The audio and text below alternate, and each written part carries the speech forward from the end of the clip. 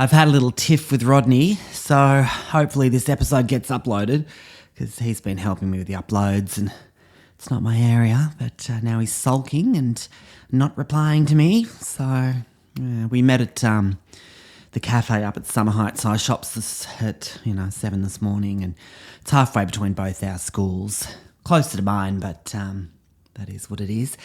And look, I knew he'd want to brag about his new deputy job and crap on and on, so I said there was a ban on bringing it up. Look, I've said congratulations. What more does he want? I don't want to hear about it ad nauseum. Anyway, so the fight. So I've always loved a fruity shampoo, like a fructus, like a pomegranate extract. That's my go-to. And I just love feeling that fruity fresh feeling. And so this morning, Rodney takes this big whiff at the cafe and he says he loves the smell of my hair.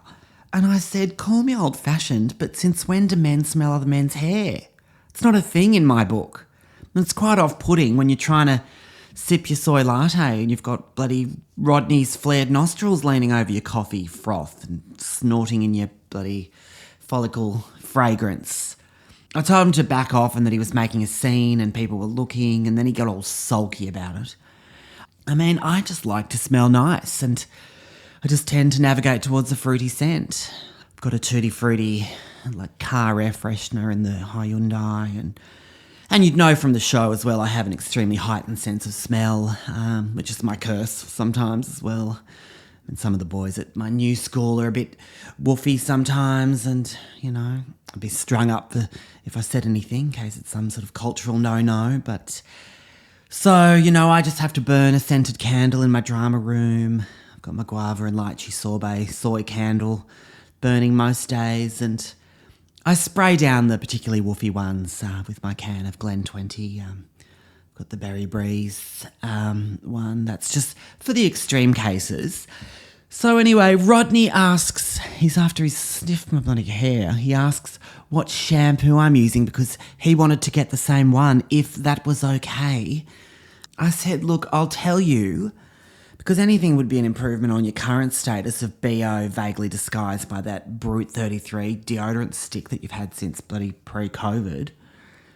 Not that I've intentionally ever smelled him, I don't agree men should smell other men, as I said, but he's always like coming in from behind and like leaning over to grab a Freon at recess in the staff room, and I'd just cop a whiff. I couldn't help it. I'd instantly regret it. Anyway, so he got all sulky after I said that, and he looked away and he's all sad.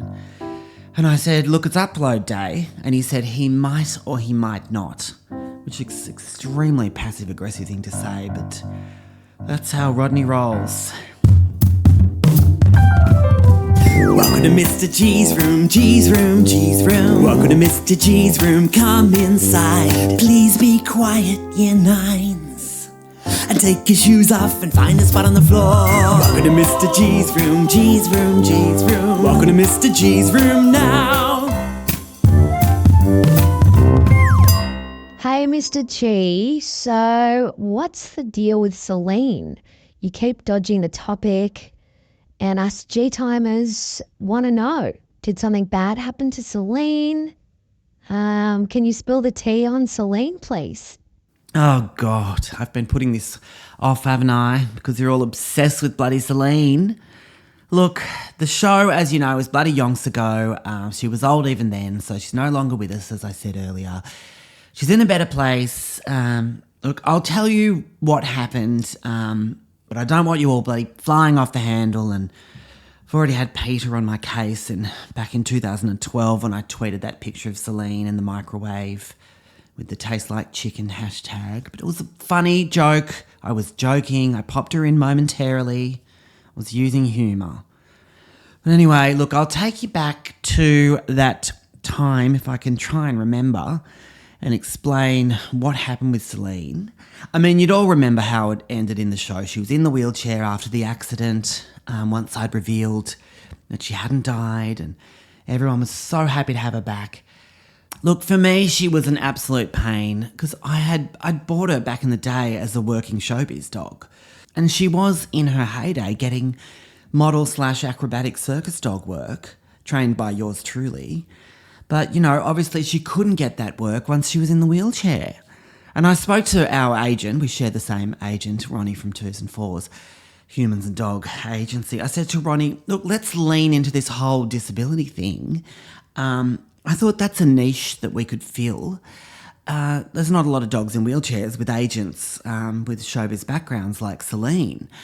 So I thought she'd be a shoe-in for ads or movies or, even like a dog wheelchair medical brochure or something and they're having the vets. I mean, I'd take anything. I just thought, I'm going to make a killing with this. I mean, I went to school with a thalidomide kid that was in a Smarties ad.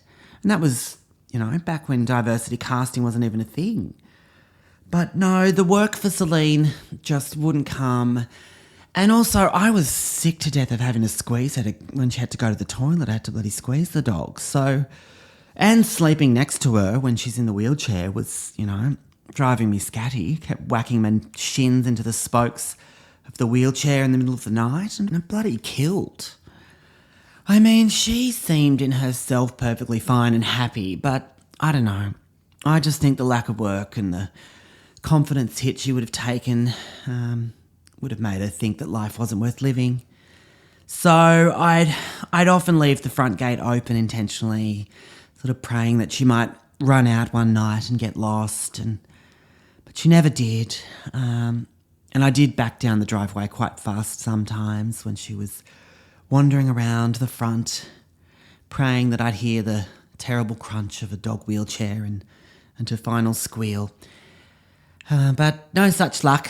So, yes, she was too quick and she'd always scuttle out of the way. Then, she really started to go downhill in that last year. She gained a bit of weight in the face. And then she got the tumour at the end of her tail, which we had to have half her tail chopped off, and she was getting stared at by children in shopping centres, and that wasn't a good look for me. And then, look, it all went down when Mum and I went to Noosa, and I had Celine in the boarding kennels back in Sydney, and I told them at the kennels she was not for resuscitation as a joke, but then I gave them a wink. Then, of course, we got the terrible call that Celine had passed during the night, cardiac arrest. Mum howled when she heard and woke up all of Hastings Street. So, yes, Celine died of missing me when I was in Noosa at the boarding kennels, and they said it was in the middle of the night and she let out a loud bark and just dropped dead. And, yeah, I said, did the bark sound like, Mr. J? But they thought I was joking, but I was serious. I'd like to believe that in dog language she would have called out my name.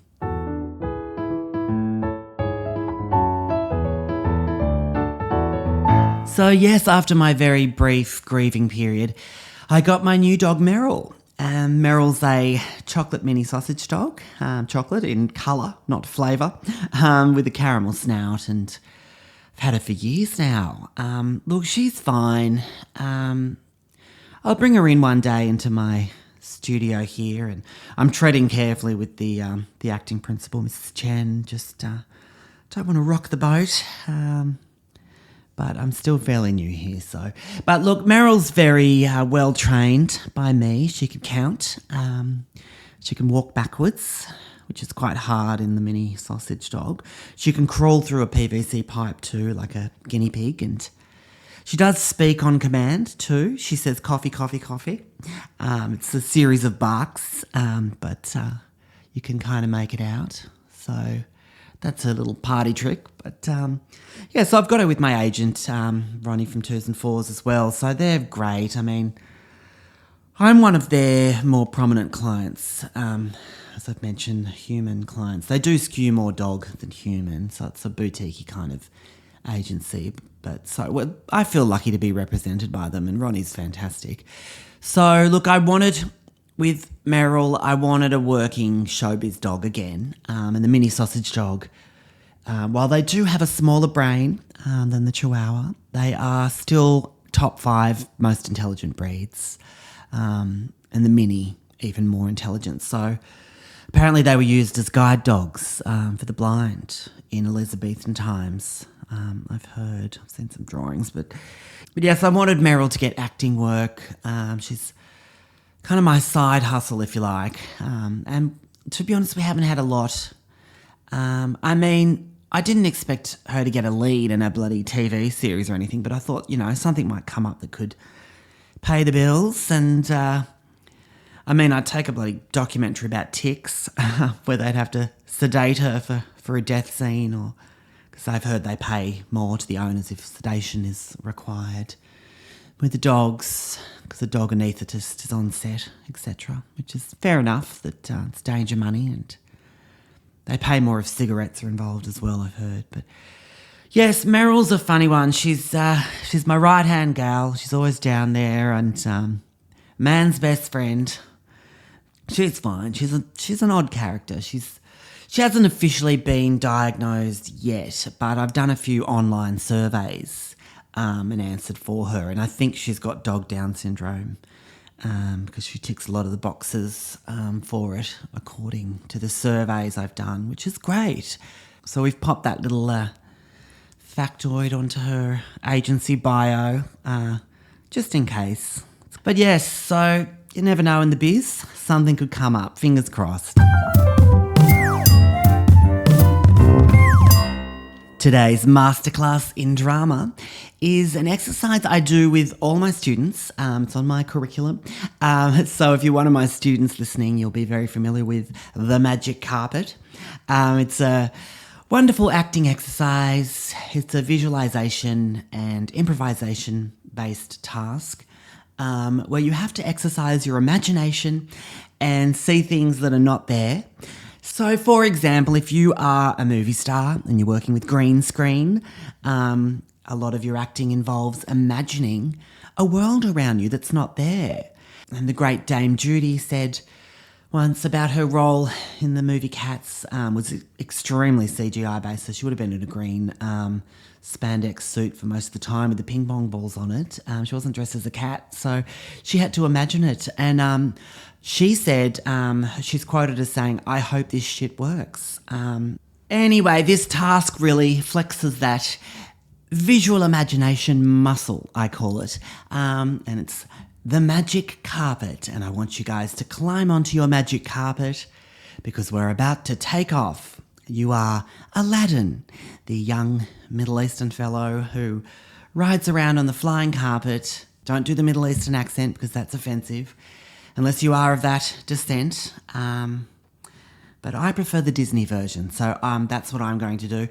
Because as we take off into the sky, we're looking down, imagining what we see, and Aladdin's going to tell us what he sees from up there. "Oh, I can see a lot of things from up here, Mr. G." That's Aladdin talking to me back on Earth. "I am flying over Summer Heights High School. There's Rodney. He's walking across the oval. I recognise that bald patch anywhere. He looks like he's put on weight too." Sorry, I'm getting carried away there. "This school looks pathetic compared to the other school down the road. Let's fly over there and see what we can see." Whoosh! And he flies off. And he's arrived over Summer Boys. He's above us right now. "Oh, wow, this is Summer Boys. It's a great-looking school. I'm seeing it all from up here on my magic carpet. The buildings look a lot more expensive. Whose Hyundai is that parked in the parking lot with the number plate MRG? Is that drama teacher Mr. Gregson? I've heard so much about him." All good things, I hope, at Aladdin. Or, of course, I'd love to fly down with my magic carpet and shake his hand. I've heard he's done some amazing musical productions. Oh, man, that's the bell's just gone. The kids are everywhere. Oh, I hope they don't see me up here on my magic carpet. I'll just hover over the playground. Wait a sec, is that Mr. G himself? He looks so much younger and cooler than I thought. He's walking quite fast. I'm going to chase him on my carpet. Whoa, whoa, whoa, whoa, whoa, my carpet is shaking so much. Oh, shit, excuse my French. Oh, shit, oh my God, please don't fall. Oh my God, I don't want to die. Oh my God, I'm falling. Oh, fucking hell. Oh my God, I'm going to hit the playground and die. I don't want to die. Boom. And Mr. G turns around to see the mangled body of a handsome Arabian boy in harem pants. Blood splattered all over the playground as the magic carpet falls from the sky and flops onto the playground next to the body. Students gather around the tragic scene. Rest in peace, Aladdin. And cut. There we go, guys. So that was, hope that wasn't too traumatic there. That was just me flexing my improvisation skills and my visual imagination as I look down from my carpet. So if you want to be a major Hollywood actor one day, you'll need to practice and practice and practice that one. That's a daily one. And Judi Dench, if you're listening, I'd love to play magic carpet with you one day. And that's not a euphemism. All right.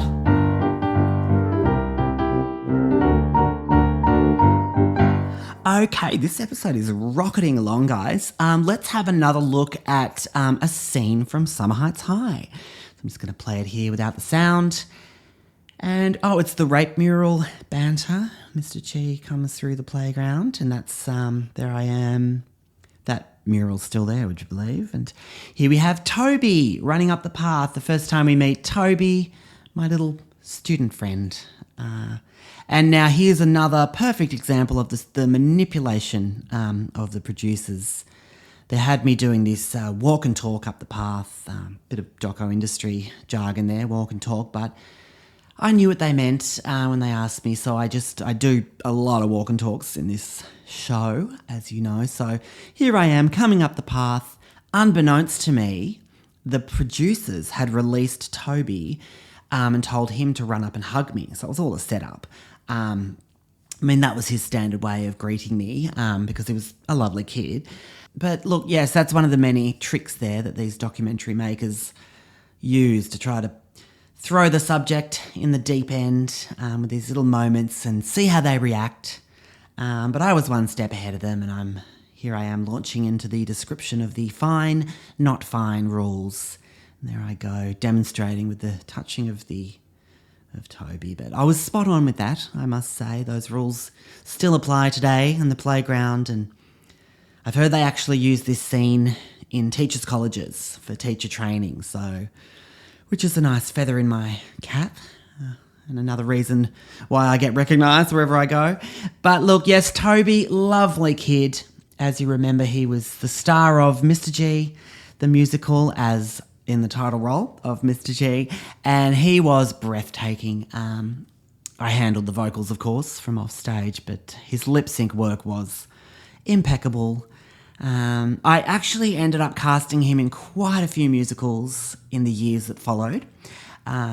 Not so much because he was a good actor, but he was a big draw card for the audience.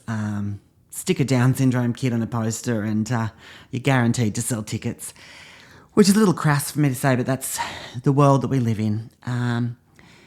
So he did a big musical with me every year for the next few years that he was at school. So we did Mr. G the musical.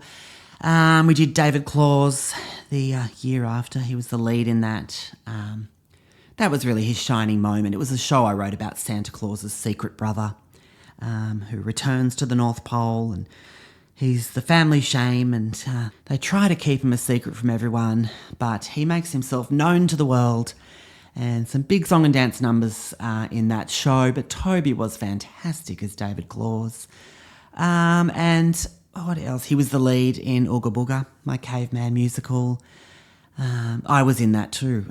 Sometimes I take on a role. I was Grego, the good-looking caveman. And what else did Toby do with me? Thinking back.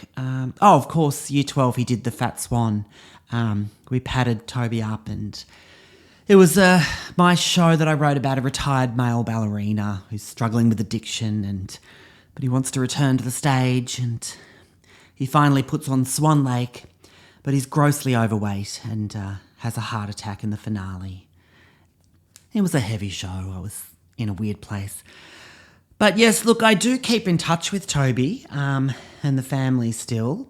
They're great. Obviously, Toby's a 33-year-old man or something now, but he's doing well. He always used to pop up on the school grounds at Summer Heights High, even after he'd left, just trying to see me. And, we'd turn a blind eye to the rules and let him follow me round and the playground. And so that's been pretty consistent for years now. He's actually worked out that I'm at this school now, Summer Boys, and he's popped into the school and found my classroom, and he lives down the road, so he just wanders up, and I just see his little head pop up behind the glass door when I'm trying to teach and staring at me intensely as he does, and sometimes he screams out, and I'll let him in, and he just quietly sits up the back usually, and, he'll join in a drama exercise or two, and he's obsessed with me. He does scare some of the younger boys sometimes, but we had an unfortunate incident only a few months ago where he was chasing some year 7s around the playground. He's a very fast runner, so he was really...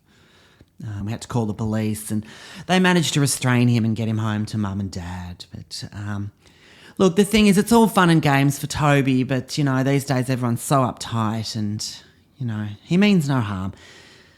But yes, I've had to shoo him away over the last few weeks when he shows up, and I always say, go on, get, go on.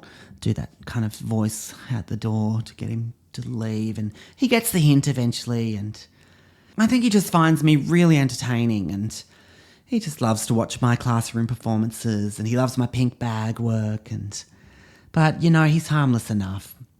He did a painting recently, actually. He does a lot of painting, and it was of Celine with her head chopped off and blood spurting out, which was quite a shocking image for me, but, I've got it up on the wall at home, and he's certainly quite skilled with a paintbrush. We do still struggle with the Syrian.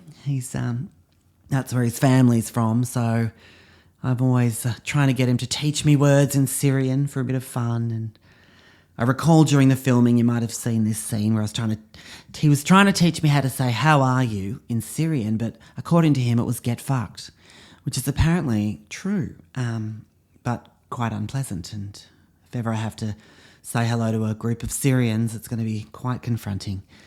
But no, look, that's lovely seeing that scene again from Summer Heights High. It's become quite an iconic one. But yes, I do enjoy letting you know that the friendship with me and Toby has continued to this very day, and I look forward to his next visit, and hopefully I don't have to call the cops on him this time. Fingers crossed.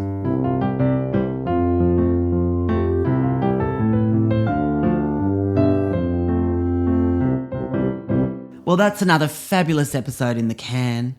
Industry jargon for finished.